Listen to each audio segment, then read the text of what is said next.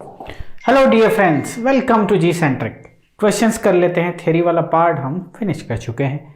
Questions ही तो हैं जो गेट एग्जामिनेशन में आपसे पूछे जाएंगे और जहां पे आपको दिमाग लगाना है। सबसे लल्लू क्वेश्चन, सबसे पहले क्वेश्चन बोल रहा है आपको सीधी बात, नो बकवास। For first order instrument 5% settling time is equal to, for a first order क्या लिखा भाई, for a first order system 5% settling time is equal to. जब हम last time second order system के टाइम डोमेन पैरामीटर की चर्चा कर रहे थे तो हमने सेटलिंग टाइम के बारे में भी चर्चा करी थी। सेटलिंग टाइम, अब सेटलिंग टाइम के लिए तीन अलग अलग बैंड मेनली हम देखते हैं कि 0% बैंड में, जो कि कभी होता नहीं है ना, या 2% बैंड में, या फिर 5% बैंड में। 5% ये बैंड क्या है हम डिस्कशन कर चुके हैं। If this is the final line, इसके कौन से रेंज में रहेगा आउटपुट का, सपोज आउटपुट सेटल होके डायरेक्ट इस पे सेटल हो रहा, यानी कि 0% मार्जिन, 0% एरर मार्जिन 0%, यानी कि सटीक वहीं पे हो रहा है। लेकिन ऐसा होता नहीं है। होता क्या है सर, होता यह है कि वो कुछ मार्जिन बना के चलता है। अब दिस मार्जिन इज 2%, या फिर ये मार्जिन हो सकता है 5% भी। 5% मतलब बड़ा मार्जिन, ठीक है, इसके और इसके बीच का डिफरेंस, फाइनल वैल्यू और इसके आउटपुट के बीच का डिफरेंस। सो जब 0% की बात आई थी सेकंड ऑर्डर सिस्टम में, तब हमने बोला था कि इसको कवर करने के लिए 5 टाइम्स ऑफ टाइम कांस्टेंट लगेगा। सिस्टम का जो टाइम कांस्टेंट होता है उसका 5 टाइम इतना वक्त लगेगा 0% सेटल डाउन में। 2% सेटल डाउन की यदि बात करते हैं तो 4 टाइम्स ऑफ टाइम कांस्टेंट लगता है। 5% की बात करी थी तो 3 टाइम्स ऑफ टाइम कांस्टेंट लगता है। ये सभी चीज हमने पढ़ी last time second order system के लिए। सेकेंड ऑर्डर सिस्टम के लिए सेटलिंग टाइम कितना क्या लगेगा ये हम देख चुके हैं। बट चूंकि यहाँ पे फर्स्ट बोल दिया तो फर्स्ट भी हमें याद होना चाहिए। एंड टू बी फ्रैंक, मैं आपको एक बात बता दूं, फर्स्ट ऑर्डर के लिए भी इसकी वैल्यू आएगी 3 टाइम्स ऑफ टाइम कांस्टेंट। आप सीधे से इसको टिक करके आ जाना। तो देख लेते हैं, आइए फर्स्ट ऑर्डर के लिए देख लेते हैं। देखो, for a first order instrument at 5% settling time is equal to. देखो, फर्स्ट ऑर्डर सिस्टम का आउटपुट आपको पता होना चाहिए। फर्स्ट ऑर्डर सिस्टम का आउटपुट होता है e⁻t/τ। सर ये कहां से ले आए साहब? अरे फर्स्ट ऑर्डर सिस्टम है और फर्स्ट ऑर्डर सिस्टम का 1+s⁻, ये देखे थे कि नहीं देखे थे? आप इस पे इनपुट दोगे, इससे आउटपुट लोगे, तो यदि इसको परफॉर्म करोगे c(t), इसका इनवर्स लैप्लास लोगे तो वो आएगा 1 - e⁻t/τ। नाउ ध्यान से सुनिए, for a first order instrument 5% settling time, चलो इनपुट u(t) था तो u(t) से मल्टीप्लाई भी करते हैं। अच्छा, u(t) यदि इनपुट है तो फाइनल वैल्यू 1 होगी, यूनिट स्टेप इनपुट है, फाइनल वैल्यू 1 होगी, you know very well.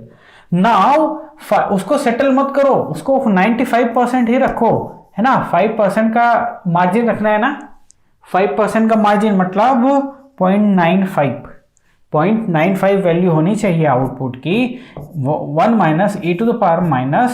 e⁻t/, उस टाइम पे इसको हम सेटलिंग टाइम बोल रहे हैं। कौन सा सेटलिंग टाइम? 5% रेंज वाला, 5% रेंज वाला बोल दो आप। सो इसको इधर लेके आए minus, this is nothing but t is days and 1 - days, so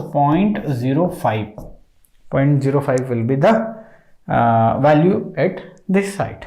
now आप हैं, आपका समय है, कैलकुलेशन करना आपको आता है, तो यहां से ts की वैल्यू लगभग equal to 3 times of time constant आएगी प्यारे बच्चे। तो यहां से डायरेक्ट ये वाला आंसर आप पा लोगे।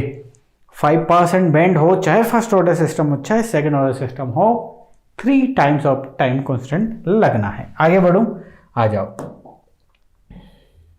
चलिए ये रहा क्वेश्चन। सारी चीजें जो हमने सीखी हम यहाँ पे अप्लाई कर रहे हैं और मजे से हम पढ़ रहे हैं। बोला अ सेकंड ऑर्डर सिस्टम है close loop poles located at, close loop poles है भैया, और ये रहे पोल्स, ठीक है। क्लोज लूप पोल्स, यही 2 पोल्स हैं, ऐसा नहीं कि 3 है और 2 को लिख दिया, not at all. The time t at which the maximum value of the step response occur. कौन सा रिस्पॉन्स है भैया? स्टेप मतलब स्टेप रिस्पॉन्स मतलब इसके इनपुट में, ये जो सिस्टम है जिसके दो पोल ये हैं, इसके इनपुट में यूनिट स्टेप इनपुट दिया गया है, जो रिस्पॉन्स आया उसे स्टेप रिस्पॉन्स बोला, और वो आपसे पूछ रहा है the time t at which the maximum value of step response occur in seconds rounded off to 2 decimal places is. कितना लाजवाब क्वेश्चन है, कितना बेहतरीन क्वेश्चन है। जिसके डेटा क्लियर नहीं हुए उससे ये होगा नहीं। आपके डेटा क्या है जी? क्लियर है, आपसे ये बन जाएगा।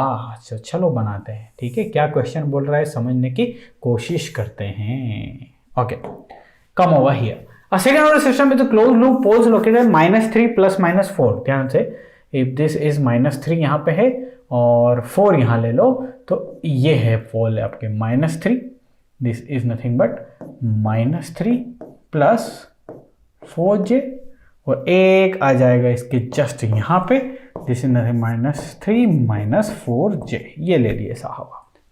ये क्या है जी? पोल है। अच्छा, यहां पे होगा क्या पोल? नहीं सर, यहां पे तो कुछ होगा नहीं। ये है, 2 पोल्स हैं। ओके, इसका मतलब क्या? ये क्या डिनोट करते हैं जी?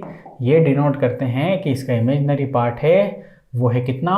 4, और इसका रियल पार्ट जो है वो कहाँ पे है? -3 पे। ये डिनोशन होता है इससे। क्लियर है? ओके, जल्दी से आगे बढ़िए सर।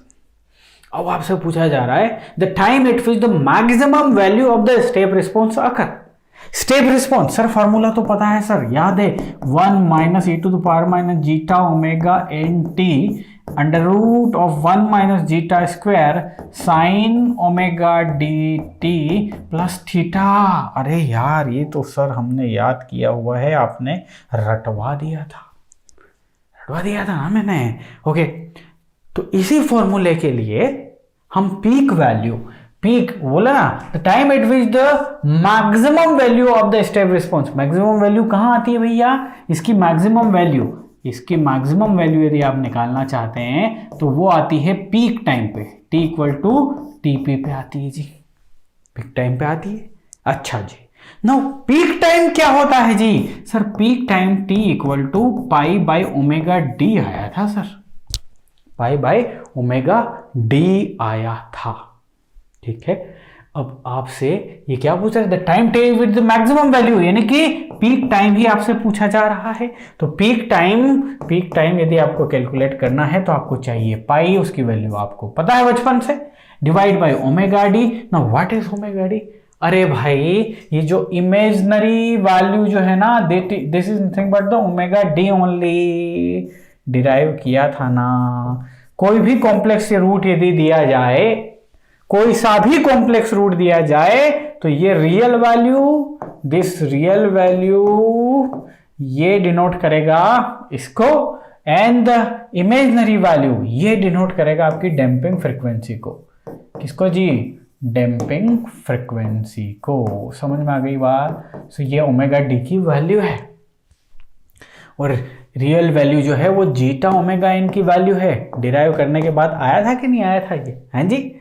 ओके जी, तो सर ω_d की वैल्यू 4 यहां से गिवन है, सो π/4 इज द टाइम। इसको आप निकाल दो, सेकेंड्स में आंसर आएगा, राउंडेड ऑफ टू 2 डेसिमल कर दो, यू विल गेट व्हाट, यानी कि 2 डेसिमल तक ही वैल्यू लिखना है इसकी। 5/4 की जो भी वैल्यू आएगी उसको अप टू 2 डेसिमल आंसर करके आना है। नाउ गेट की एग्जामिनेशन में लिख के आना है राजा, आराम से लिख दोगे यस और नो। क्लियर है इतनी बात?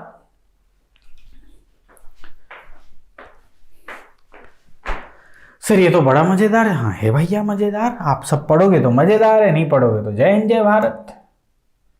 Let's come over here.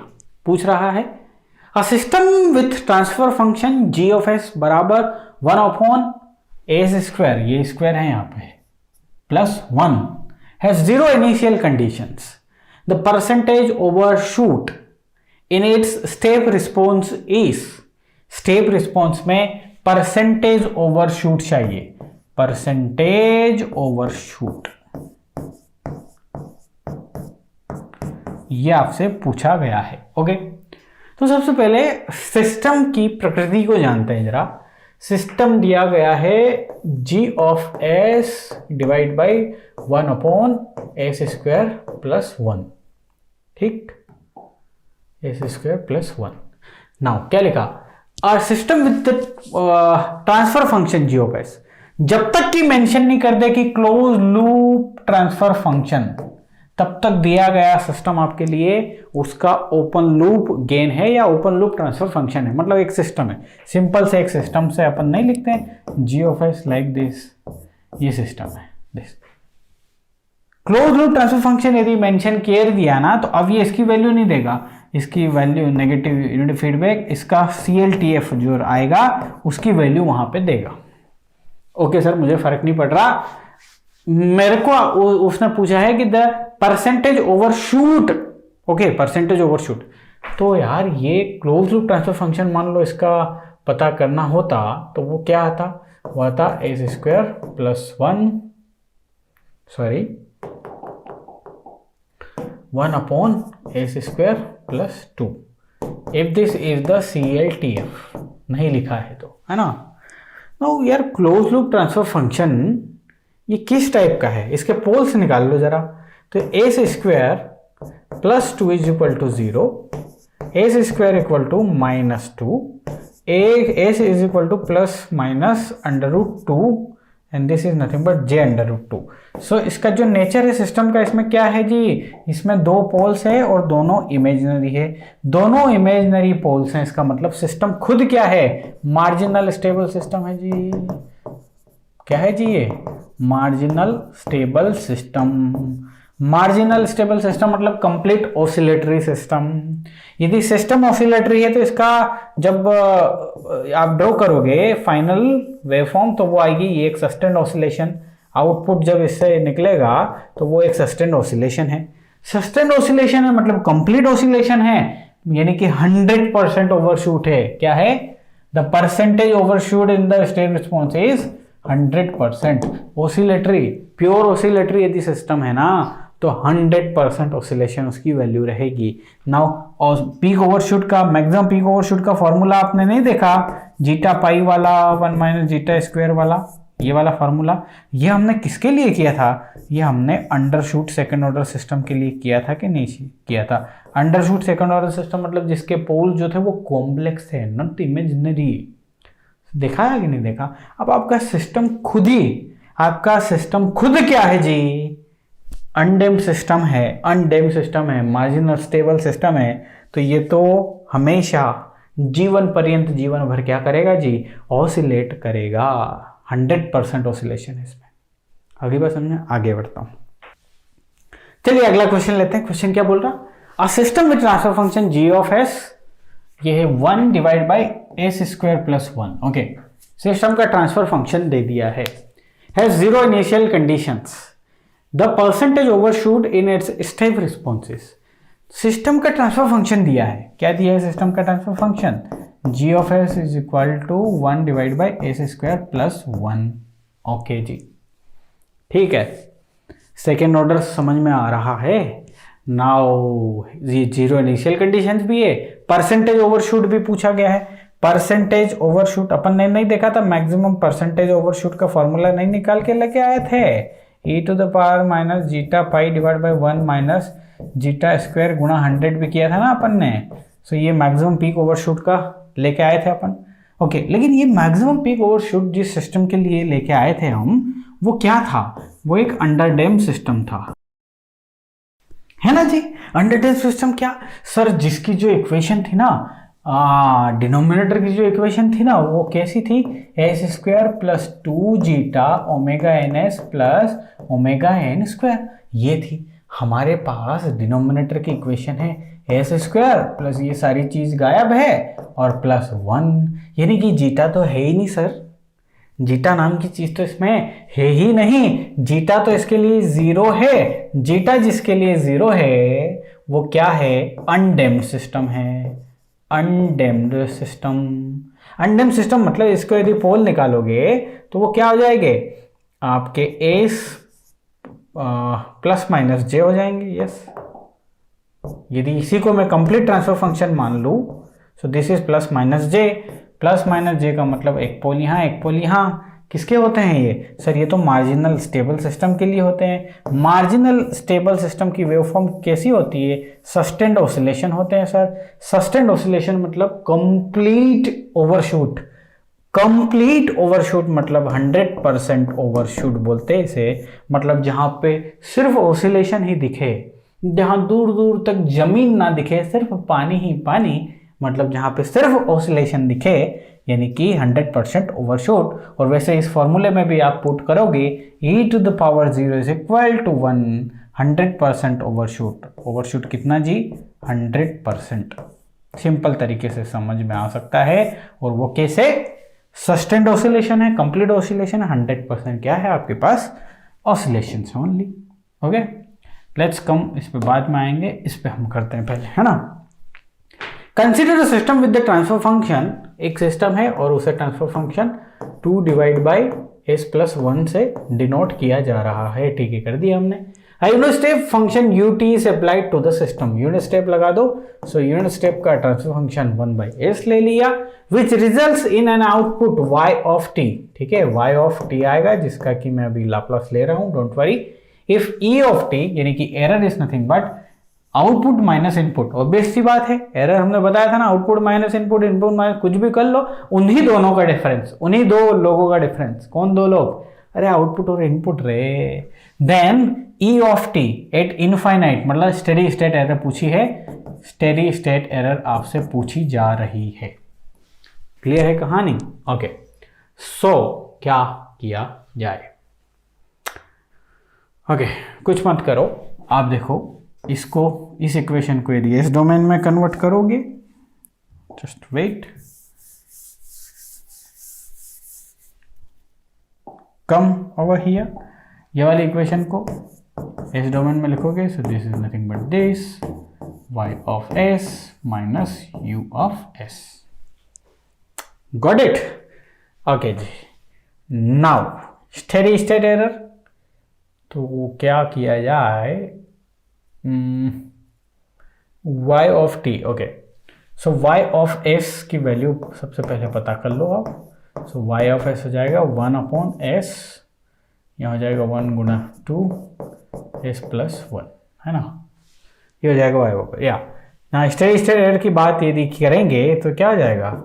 Limit s tends to 0 s multiply with e of s। Simple सी बात है सर, हम जानते हैं this is nothing but e infinite की वैल्यू होती है फाइनल वाली थ्योरम से, है ना जी। तो चलिए, लिमिट s टेंड्स टू 0, पूरी इंटायर ये कहानी y of s minus u of s। Okay, समझ में आता है सर यहाँ से? अब क्या करें? बस अब वैल्यू रखो और कहाँ आगे बढ़ो। ये पूछने की बात है जी, इसको हटाना पड़ेगा मुझे। ओ सॉरी सॉरी सॉरी, क्या हो गया भाई? हट गया रे भाई। चलो करेंगे अपन अब इसको, क्वेश्चन भूल जाओ, ठीक है। हाँ जी, तो y of s की वैल्यू क्या लेके आए थे? 1/s, यहाँ पे 2 था आई थिंक, और ये s+1 था। अबे यार, अब कैसे चेक करूँ मैं?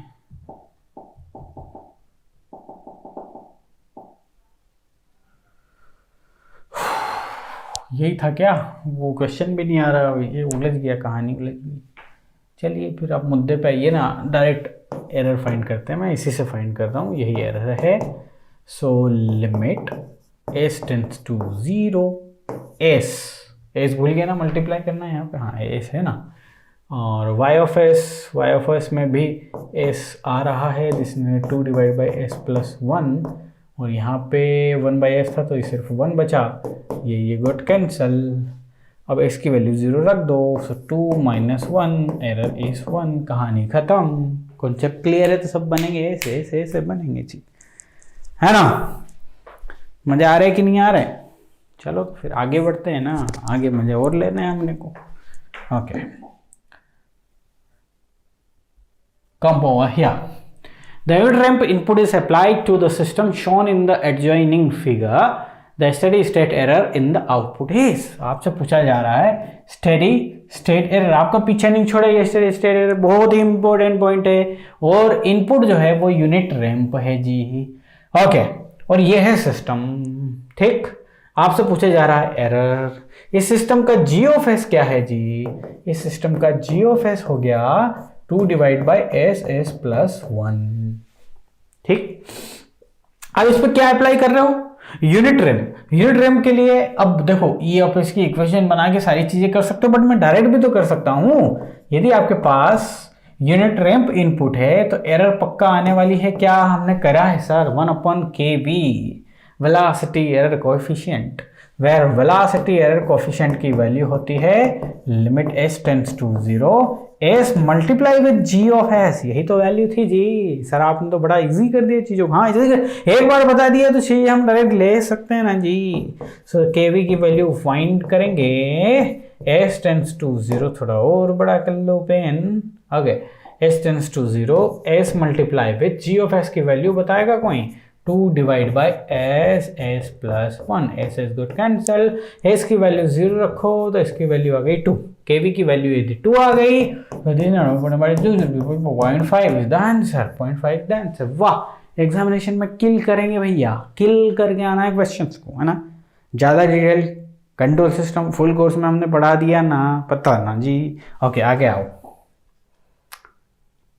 Let's come over here again. क्या पूछा? The steady state error due to a unit step disturbance in the figure। Okay, पूरा सिस्टम बना हुआ है, सब कुछ सही चल रहा है। इसको हम E ऑफ S बोलेंगे बिकॉज इनपुट माइनस आउटपुट है। बट इस पूरे सिस्टम में एक डिस्टर्बेंस D ऑफ S भी आ रहा है। तो इस D ऑफ S के कारण एरर क्या होगी पूछ रहा है। The steady state error due to a unit step disturbance input, है ना।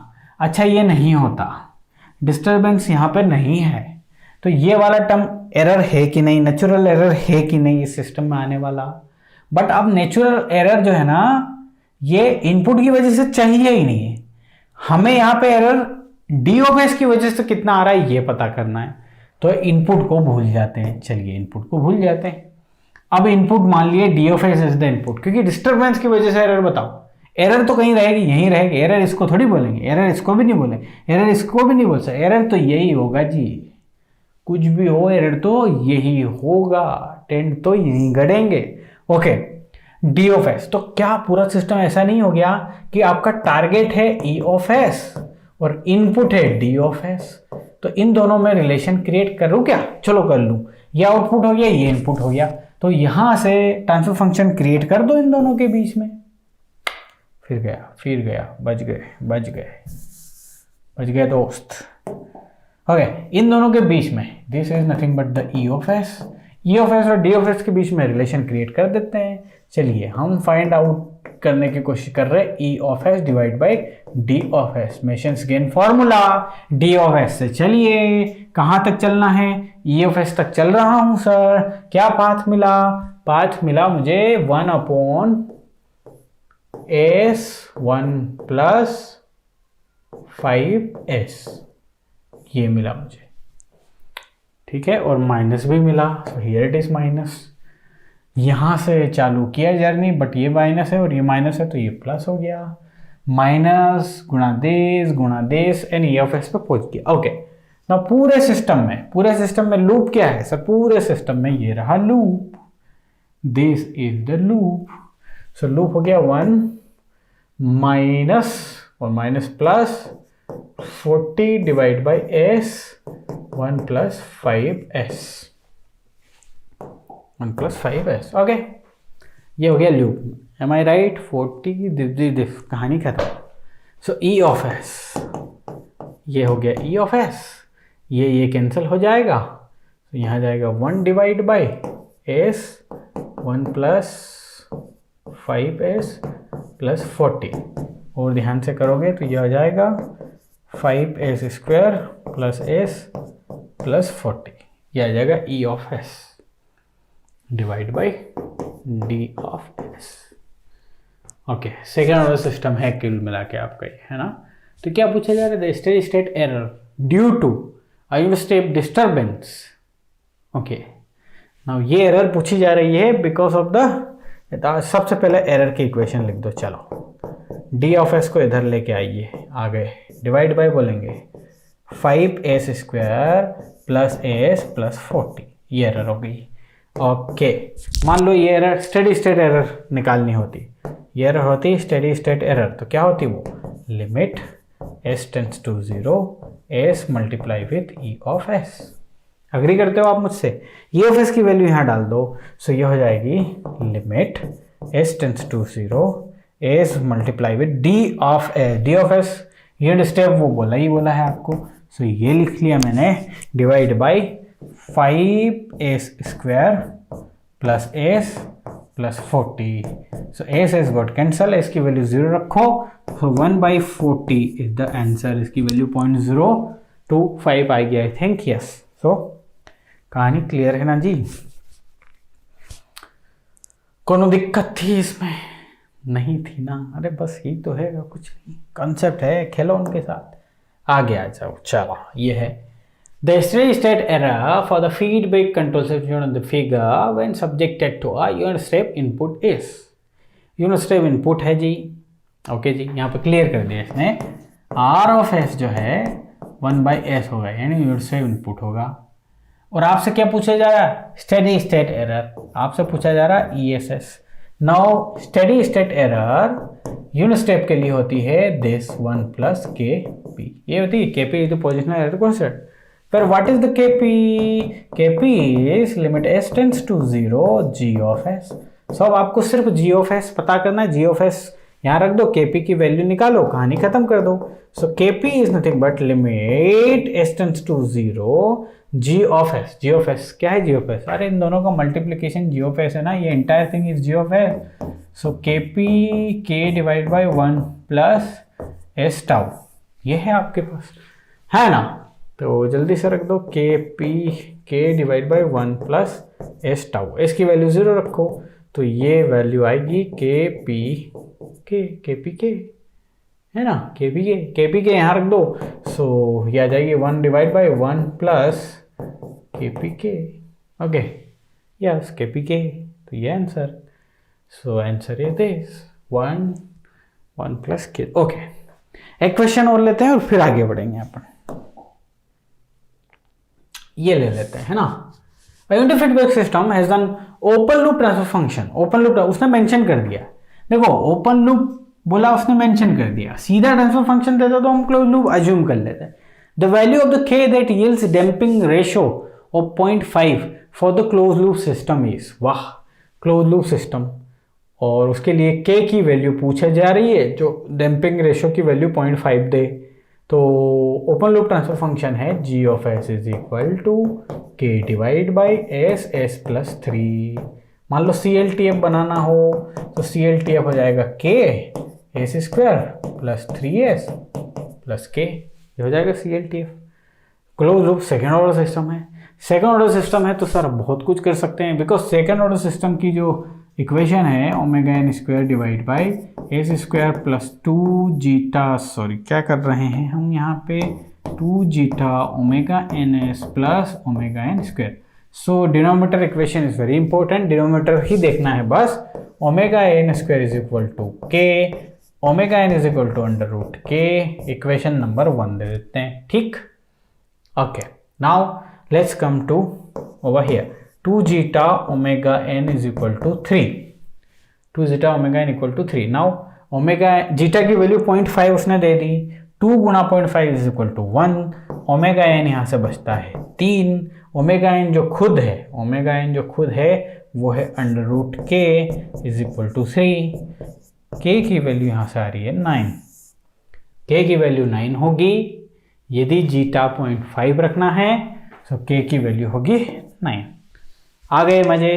गुड, मजे लाइफ में आते रहेंगे बशर्ते कॉन्सेप्ट की क्लियर हो, पढ़ते टाइम बड़े अच्छे से पढ़ रहे हैं, नोट्स बना रहे हैं, रिवीजन कर रहे हैं, जितना टाइम इन अच्छी अच्छी चीज़ों में बिताओगे ना राजा, खुशी मिलेगी, आत्मविश्वास मिलेगा। वही आत्मविश्वास गेट में लेके जाना है, गेट में सिर्फ नॉलेज लेके जाने से कुछ नहीं होगा, सिर्फ नॉलेज लेके जाने से कुछ नहीं होगा, उसके साथ आत्मविश्वास लेके जाइए।